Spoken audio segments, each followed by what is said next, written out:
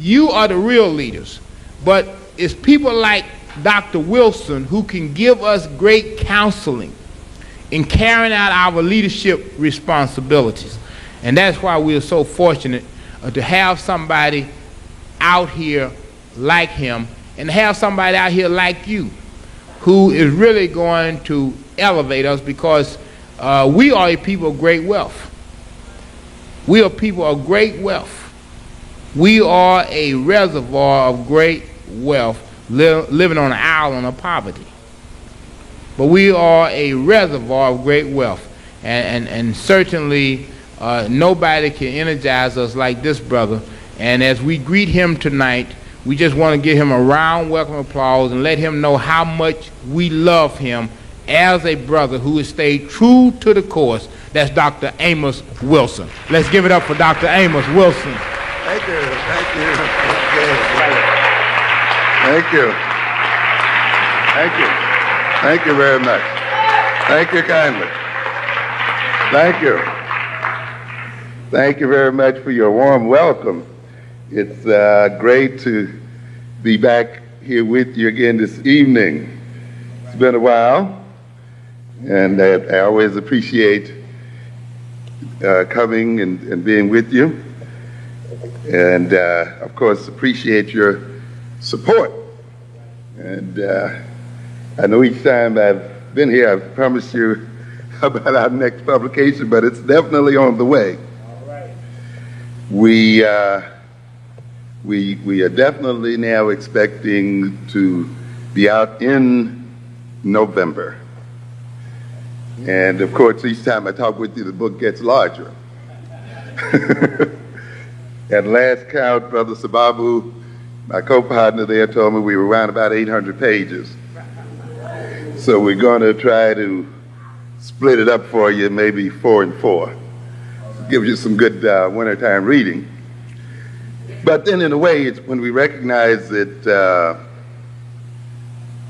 we are as complicated as any other people. And one of the things sometimes we underestimate the degree to which we must address ourselves as a people. And too often we have people who think that our issues and the things that we have to deal with can be described in 25 words or less. And so there are people who think that we are small people and small-minded people, so they don't have to write sometimes some sizable material.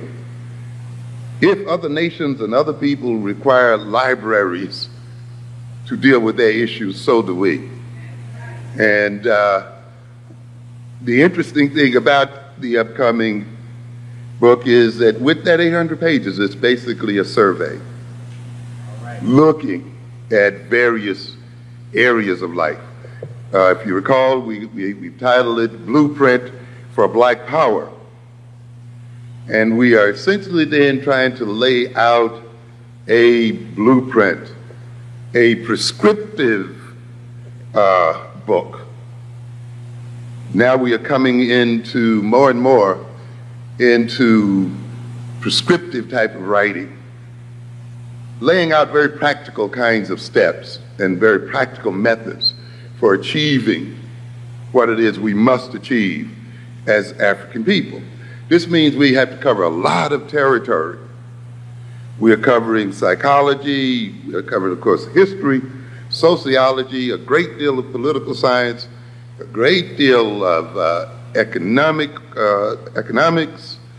and related fields, anthropology and so forth, because all of these have to be combined in the process of nation building.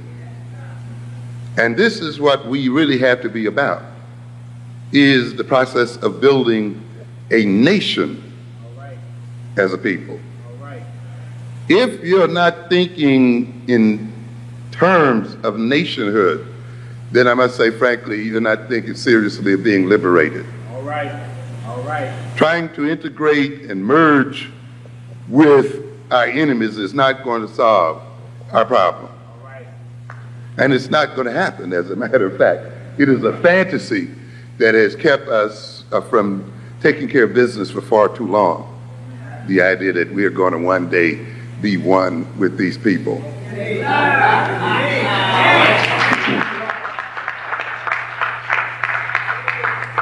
That we're going to merge into invisibility with these white folk. And even if that were possible, we should question our motives for wanting to do so. You know, why would you want to merge with the world's greatest criminals and thieves, with the people who have the worst values the world has ever known?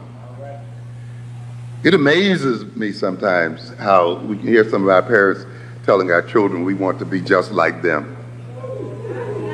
Yeah, it's a joke. It's an insult to hear Dan Quayle or to hear President Clinton come and lecture black folk on values. All right.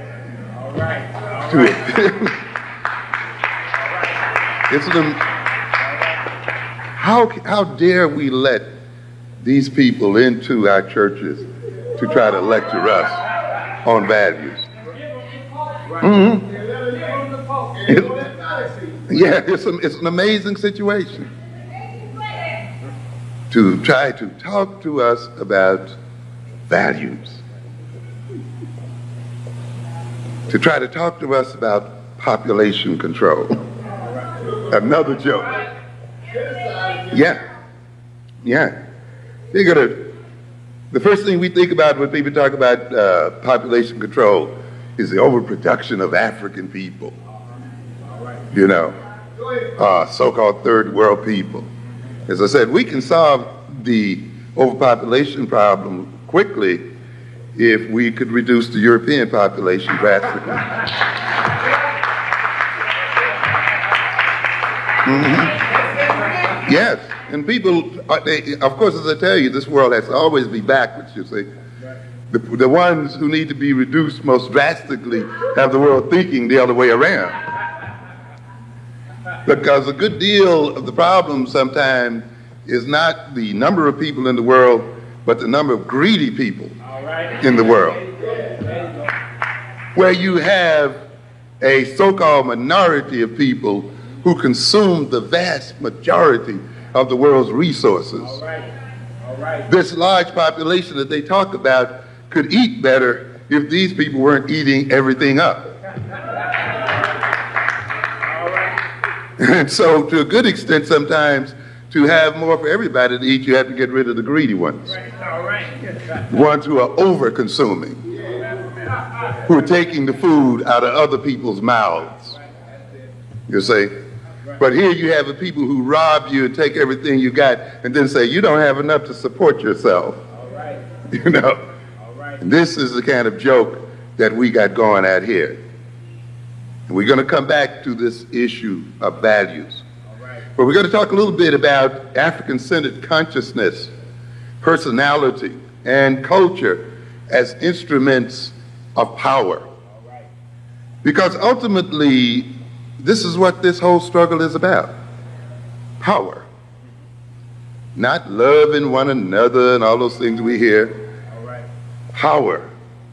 And to a great extent, the problems that we are confronted with today as African people and African people in America flows from our powerlessness or our inappropriate use of power. We've been made to even talk about it. We've been made to think that power is sinful and that to pursue it is a sinful pursuit.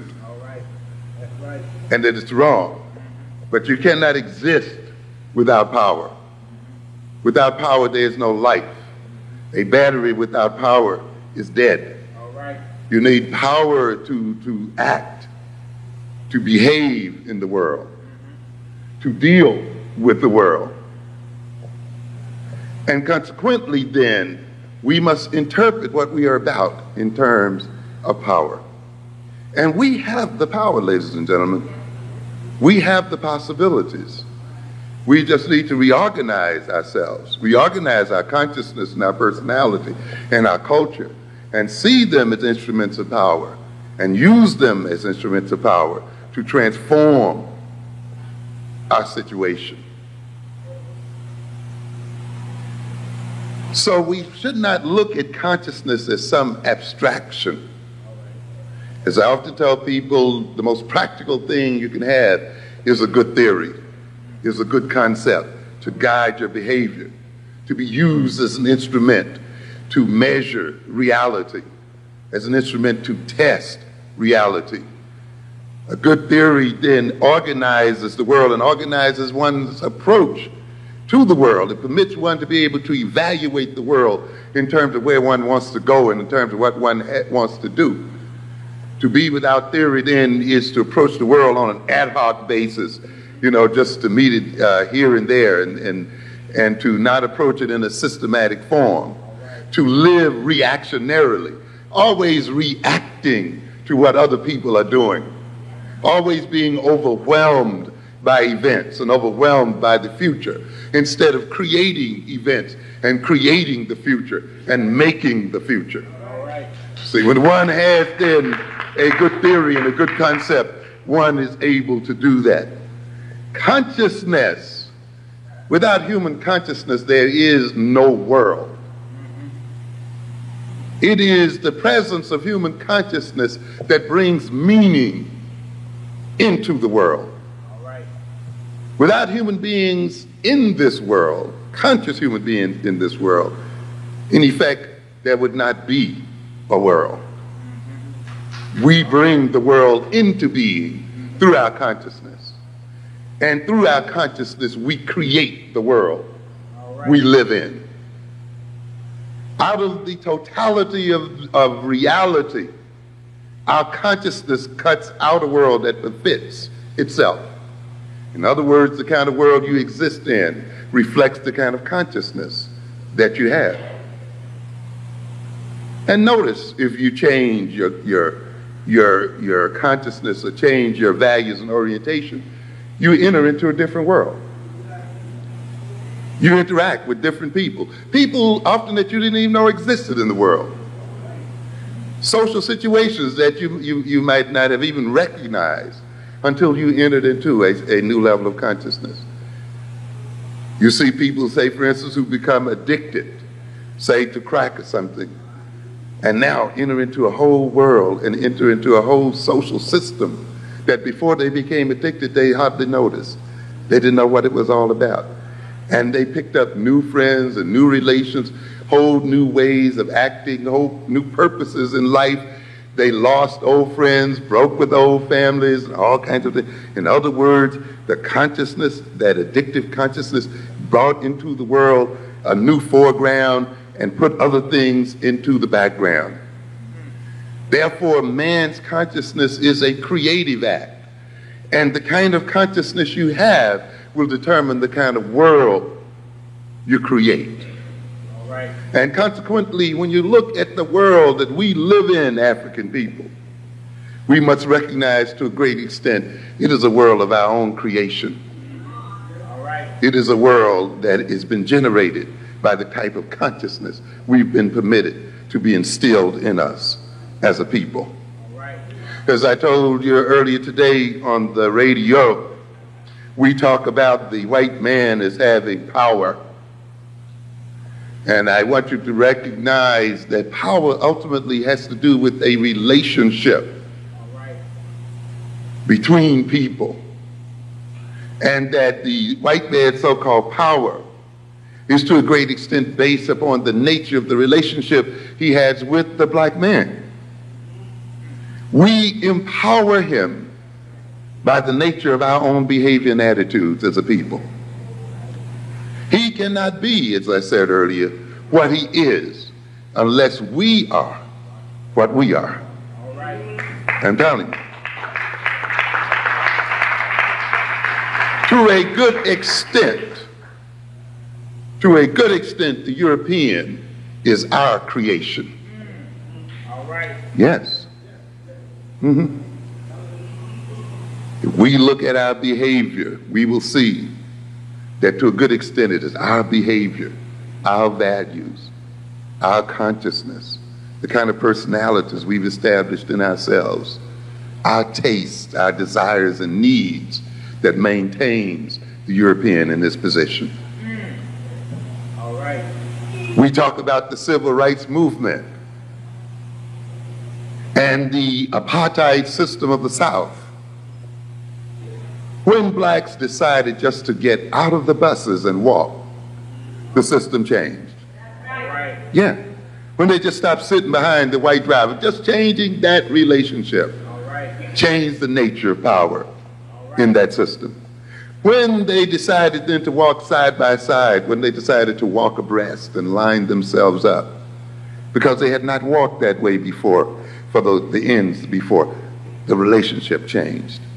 When they kept their monies in their pockets, when they sat on those stools and blocked the other people from them, and changed the nature of the interactions between themselves and Europeans, the nature of the system changed.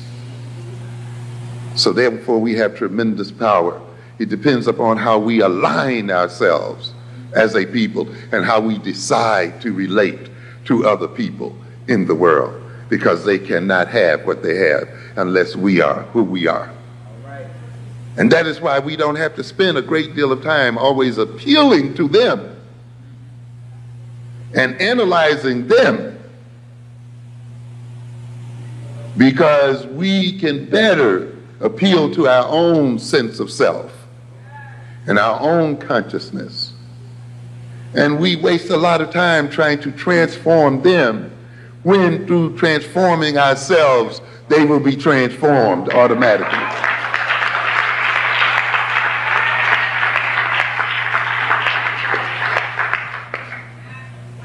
The power is in our hands. We are not destined to be the servants of white folk. That is not the destiny of black folk. No way. And we have to change this idea, because many of us are still operating on that concept. As I said this morning, many of us go to these schools to become what? Qualified. To work for whom? For them. Why do we assume that they're going to have the jobs for us? Yes. These people are having difficulty making jobs for themselves. The greatest problems that the Europeans are facing today, and the European economies are facing today, is that they are not generating enough jobs for their own people.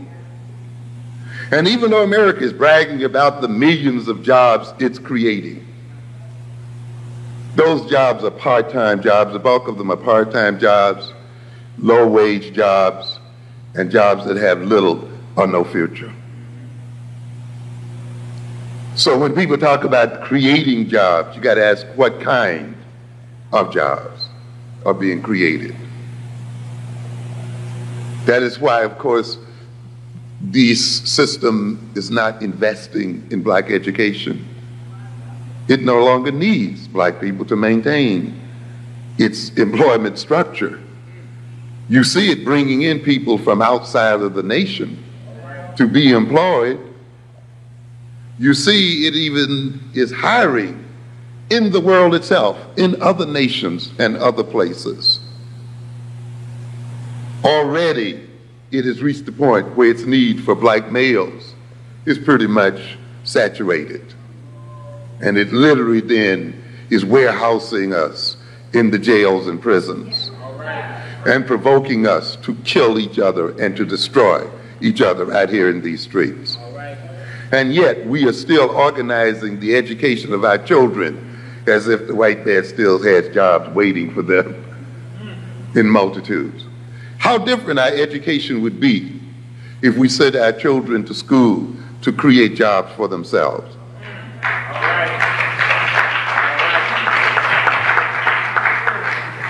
To create their own economic and political systems, to see themselves as the major sources of their employment. As I remarked earlier today while we were in the radio station, I heard something about some people out here protesting for jobs and pushing these other people for jobs. And I asked the question, do we know how many jobs we really create for other people? All right. We are a job creating people. All right. We don't realize it because we don't think in terms of nation. You see, we saw ourselves as a nation, we could see that we create jobs like any other nation. All right. I mentioned there today, how many jobs are created by black music? All right. Yeah, look at the whole structure of the music industry. From promoters to manufacturers of the records and the tapes and what have you, to the whole entertainment field, to the sellers of music in the stores, you know what we say, the Tower Records and the other great sellers of records and music and so forth, advertising that uses our music and all these things. How many thousands of jobs are we creating as people? We're creating them, but they have them. You see? We sing the music, they sell it. We sing the music, they market it. We sing the music, they promote it. You see? We sing the music, they produce great conglomerates like Sony, CBS Music, creating all kinds of jobs. We're creating tremendous jobs for a lot of people. How many jobs do we create just buying from Koreans? Buying from other ethnic groups out here? How many people are we creating employment for in terms of our spending habits as a people and our consumption habits as a people? How many jobs are we creating going to jail? We're creating all kinds of jobs and wealth. And we must come to understand this. We are creating these jobs, and yet we are begging for jobs. This means that in somewhere our consciousness has been impaired. We're begging for what we are making already. And we cannot use our own creations as a source of our own wealth. I told you earlier today that the Creator could not have intended for us as African people to be a poor people if the Creator implanted in our soils all the wealth that was planted there. We talk about the minerals and the oil and the gold and the this and the that that's implanted in African soil. So it seems as if the Creator blessed us from the very beginning with wealth and possibility.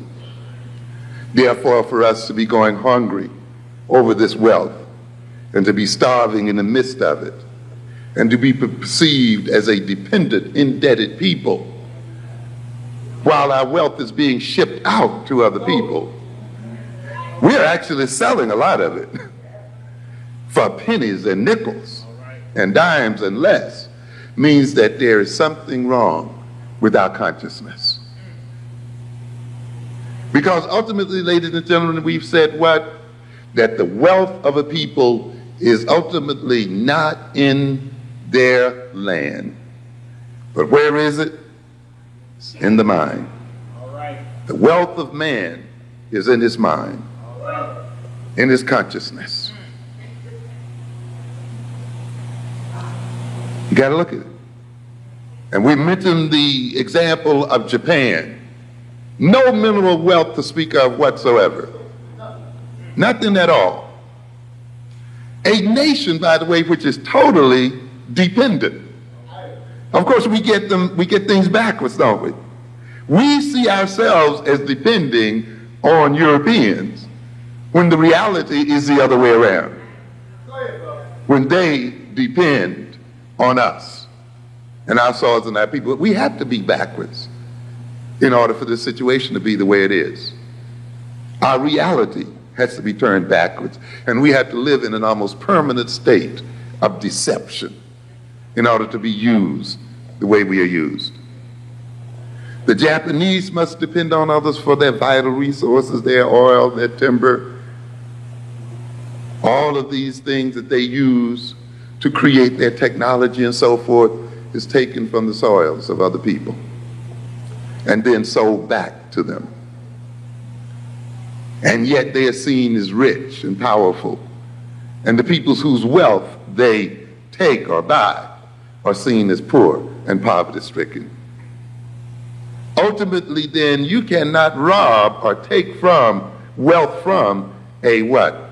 Poor people.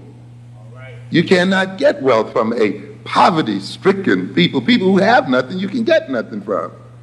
So if you're getting all your diamonds and your gold and your magnesium and all this other stuff, then from African people, then African people must be what? Wealthy and rich.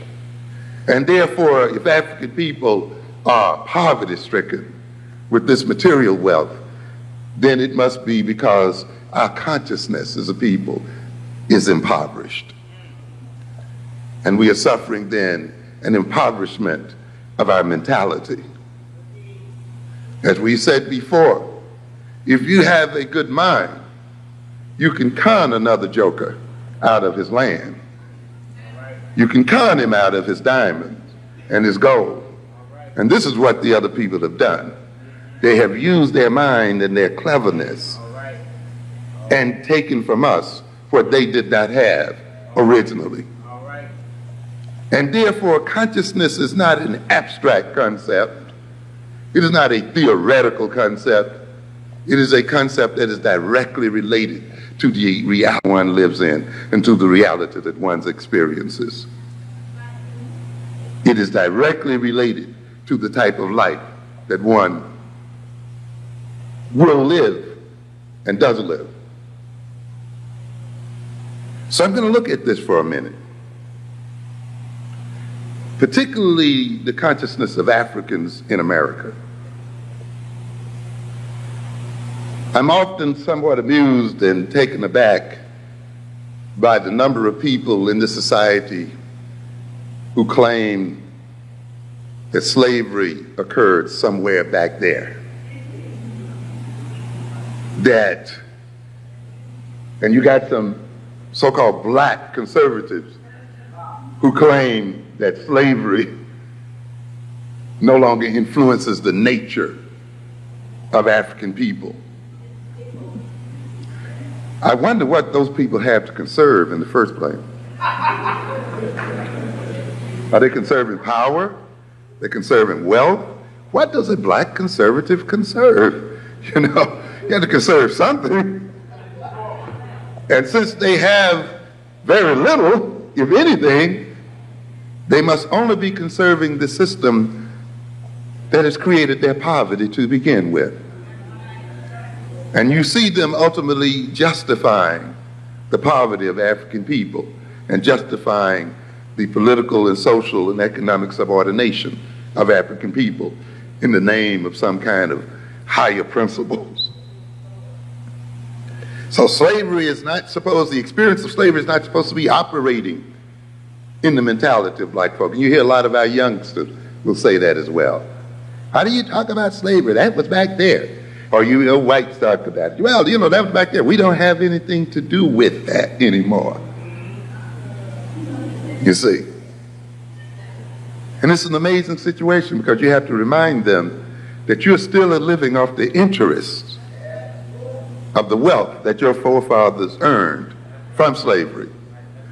You are still enjoying the accumulated wealth that began with the enslavement of our people. And if you're going to enjoy the wealth that was generated by evil, then you must take the curse that comes along with it.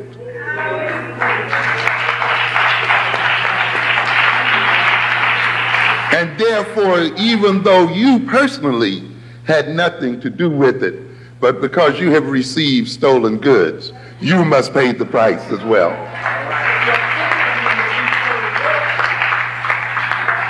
And because you fight and struggle to protect those stolen goods, and you defend them, and you organize your society and your relationship to my people to maintain them and to continue to enhance them, then you must pay the price. All right. That's why you live in terror. All right. That's why you're stabbed in these streets. That's why you're going to suffer no matter how good you are. No matter how liberal you are. Ladies and gentlemen, when we behave as adults,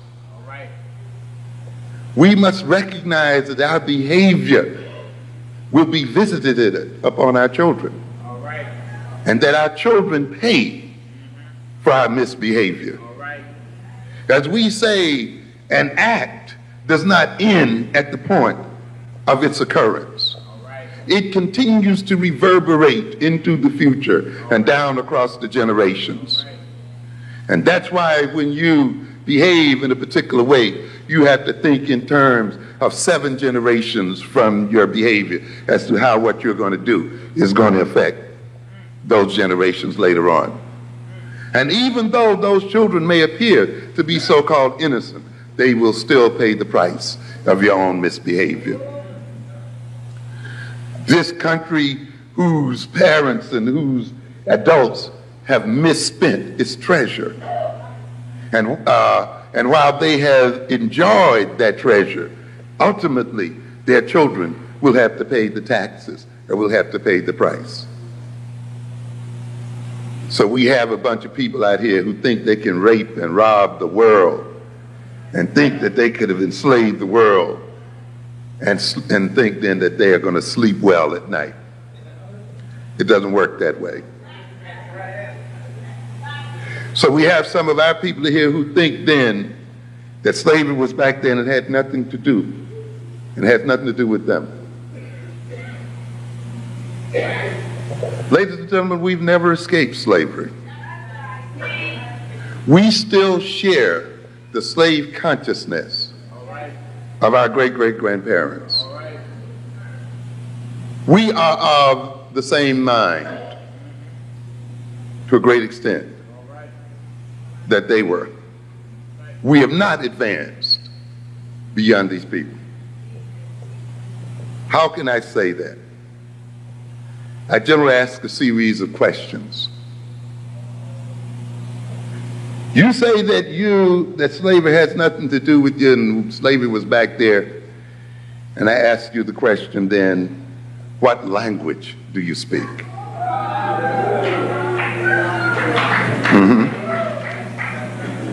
When did you learn that language?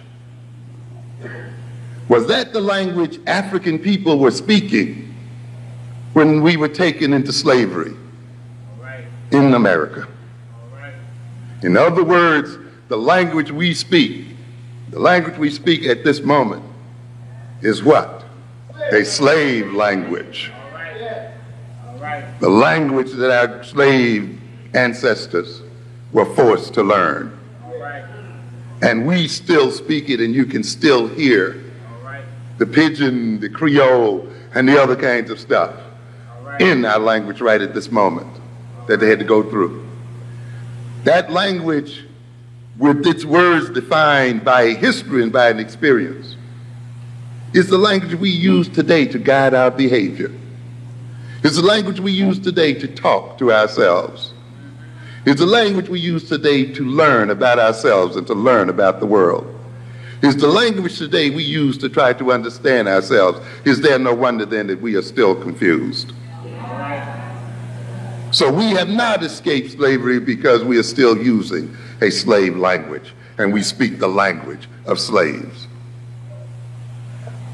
What kind of food do you eat? You say soul food? Was that the food of African people? Slave food. The food that we find most satisfying, the food that we find that sticks to our ribs, the food that we call down home, a food that we learn to eat in the quarters.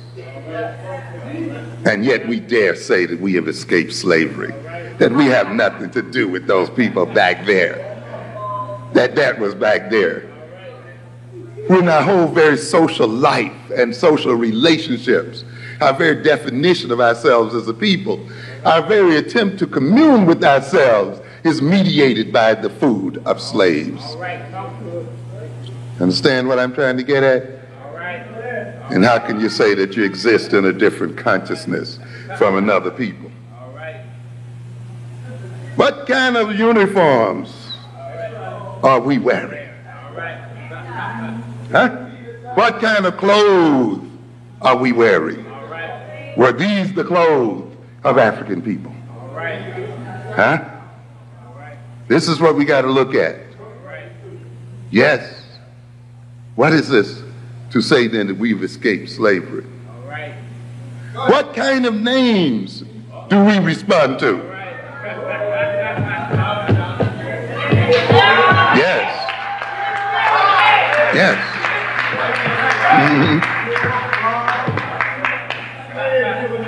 Tamikas and all these other things we got going out here. What kind of names do we identify with?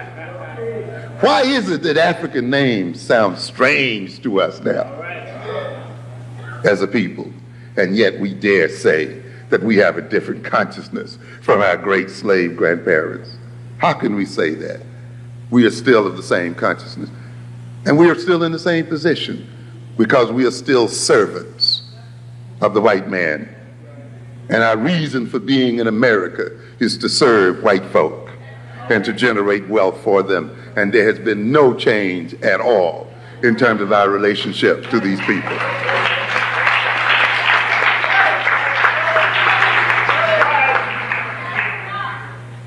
The values that we pursue are slave values and the values of servants. The social relations that we create and interact with were built and developed during the periods of slavery. We have not escaped it at all. But it is time for us to change the slave consciousness, this consciousness of servitude that is still too much with us today. And ultimately, we ask the question that's closest to home for a lot of people. When we claim that we've escaped slavery, and the slavery was something back there which has nothing to do with us today. And then I ask you the question, what kind of God do you worship?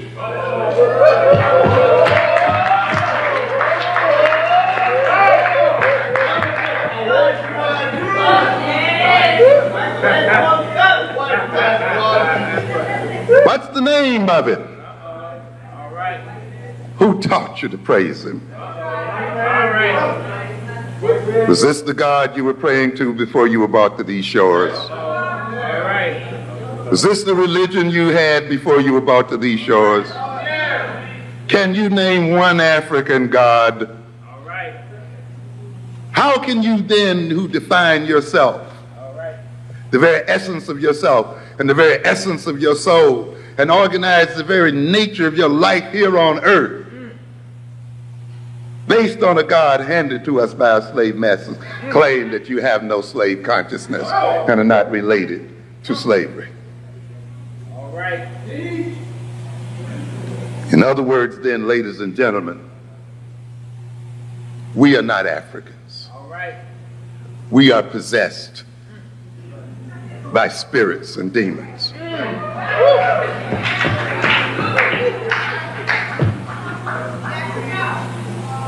We have let another people's spirit take possession of our bodies and take possession of our minds.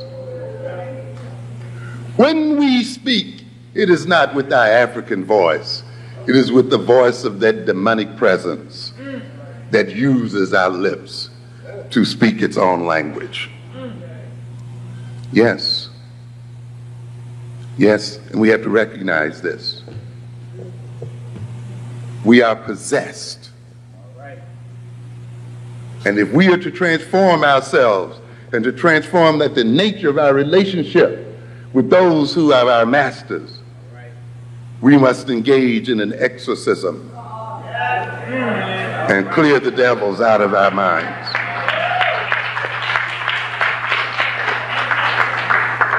And at this time, then, it'll pay you to read a little bit about demonic possession. And we have to be demonically possessed. Because if we talk about black-on-black violence, self-defeating behavior, self-destructive behavior, then we could not be possessed by a beautiful and wonderful God. We must be possessed by a demon. It's interesting to look at the literature on possession. We have a couple of types of possession. One is called a somnambulistic possession. Somnambulistic. Soma, in this instance, having to do with sleep. You hear it in the word sominex. You know, ambulistic, to move around, ambulatory, right? So we're talking about people who are what? Sleepwalking. They're not awake, but they're walking around. The body is moving and it is walking in an organized fashion and walking systematically, but the person is still asleep. And in somnambulistic possession then, the individual's original self has been repressed and displaced, and the spirit, and he identifies with the spirit that possesses him. And his I and the spirit's I are one and the same. And we have a lot of that here today, where the spirit that has been implanted in us, we have taken to be us, and we've identified with it. That is why in defending ourselves, we end up defending the people who rule over us. In defending our ego, we end up maintaining the social structure that has destroyed our ego to begin with. And you see it in our youngsters, who will fight and kill in the name of respect, and fight because their egotistic orientation has been insulted. And therefore, in defending their ego, they do not kill the people who destroyed their ego. They kill each other and maintain the ones who destroyed them in the first place in power.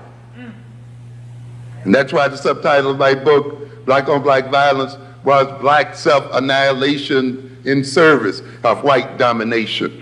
We are killing each other in order to maintain this system. We have let ourselves become possessed by a spirit such that when we become aggressive, we aggress against the self instead of those who are the source of our aggressive orientation. We talk a lot as a people about self-hatred. Self-hatred is a personality configuration. It is a form of personality organization. It is an orientation toward the world and toward oneself.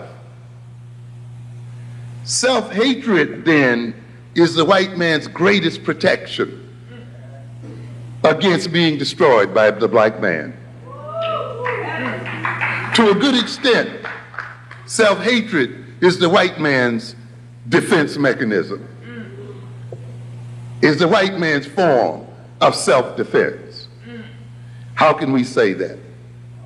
To a great extent, one function of the personality is to direct energy, to direct aggression, to channel aggression and energy and wishes and impulses in particular directions, to organize feelings, to organize energy, to achieve certain ends.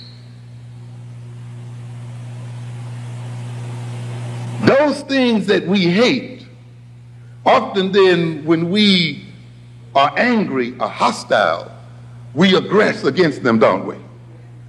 We attack them often. We destroy them. Then we have a problem, don't we? If we attack the things we hate, if we attack the things toward which we hold hostility, when we are overly frustrated and when we are angry, then what happens if that thing we hate is ourselves? It means then, ladies and gentlemen, that when we become frustrated and angered as a people, when we are overwrought by feelings of hostility, And our self-hating personality seeks to channel that hostility and channel that aggression. It's going to channel the aggression right back on to the self, because that's the thing we hate most. So consequently, black anger then becomes a conduit for black self-destruction, for black self-defeat.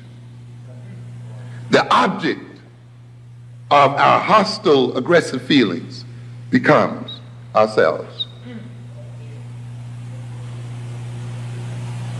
And you can see then how the white man is protected by that personality structure, right?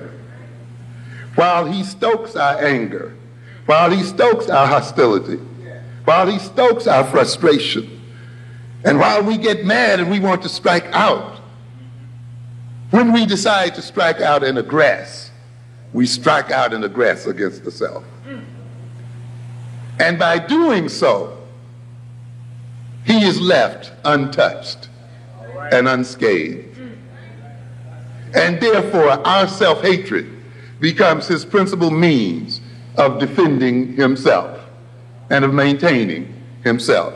One of the things that frightened him most about the Ferguson case was that Ferguson's self-hatred mechanism broke down.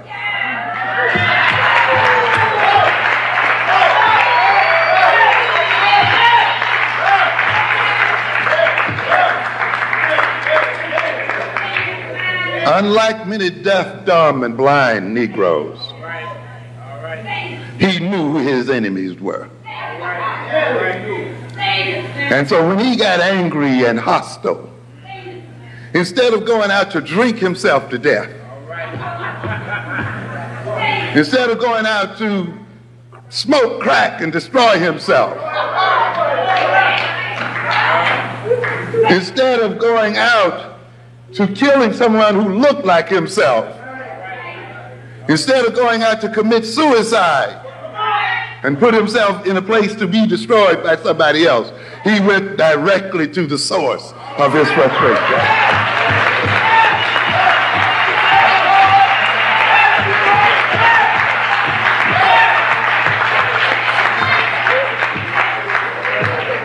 And this is what frightened those people. They were wondering how many more are there like that, and are they increasing? Yes. So you can see why the seed of self-hatred is planted in the minds of the black man. We spend a lot of time about what it does to us, but we got to look at it, because I've told you before, every maladaptive characteristic in the black psyche is there for white folk. And it's not purely there because they hate you, or they misunderstand you, or they don't know who you were, what you're. It has nothing to do with all of that. I tell people, when you analyze the so-called aberrations in the black personality, you must always ask the question, what are their social functions and roles? Who benefits from this aberration in the black man's mind? What is the social and political and economic benefits, and for whom? Who gains from this particular orientation in our minds? And then you begin to see why it's there and what its function is. And so every complaint we have about ourselves has a political, economic, and social intent beneficial to white folk and detrimental to ourselves. And that means then, somewhere along the way, we became possessed by these orientations, and they were implanted in our personalities. We have come to identify with them as our natural selves, as our natural orientations. We have assumed that they represent who we are. And we have now then found many ingenious ways to defend the demons that possess us. And ultimately then, those demons destroy us and have us destroy others like ourselves. There's another form of possession we call lucid possession. In this sense, the person at least has a sense of self and they have the sense that there's another spirit in them. And they struggle with that spirit, sometimes losing the battle every now and then. They become obsessed with their struggle, with the spirit. And in a sense then are disenabled by that struggle. So some of us are in that state. We're not quite satisfied with the identity we have. We know somehow that there's a deeper African self in us. We're also aware that there's a Eurocentrically implanted demon in us, and we wrestle with it daily. There's another type of possession we talk about here, and that's spontaneous. What has sort of occurred spontaneously against our will. This is in contrast to one we talk about as artificial, one deliberately created. What do we mean by that? When we go into a particular social setting, such as a church or such as a rock concert or the like, and we go through a set of rituals and behavior, we go there and go through these behaviors and rituals and songs and dance as a mean of